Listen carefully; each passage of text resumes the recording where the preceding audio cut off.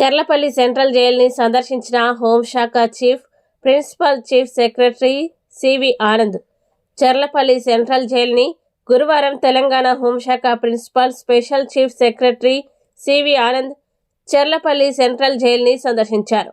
జైల్లో అమలవుతున్న సంస్కరణలు, విద్యా నైపుణ్య అభివృద్ధి సంక్షేమ పథకాలు, ఆరోగ్య సేవలపై స్పెషల్ హోంశాఖ special chief secretary CV Anand ఖైదీల్ని అడిగి తెలుసుకున్నారు. జైల్లో, హాస్పిటల్లో, స్టోర్లు, అన్నపూర్ణ వంటశాలల్ని సందర్శించి ఖైదీల నైపుణ్యాన్ని, ఆయన పరిశ్రమల సముదాయాన్ని పరిశీలించారు.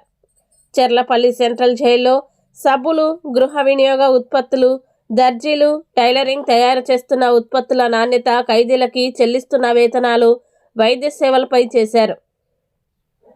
జైల్లో ఖైదీలకి వండే ఆహారాన్ని రుచి చూసి జైలు అధికారులని బాగుందని అన్నారు.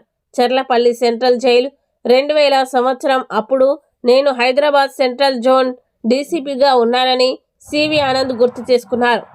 హోంశాఖ ప్రిన్సిపల్ సెక్రటరీ వెనుక జైళ్ల శాఖ డీజీ సౌమ్య మిశ్రా, తెలంగాణ జైళ్ల శాఖ IJN Muralibabu, Hyderabad range DIG doctor Srinivasarao, Cherlapally jail superintendent Sivakumar, deputy superintendent Sasikanth, jail సిబ్బంది ఉన్నారు.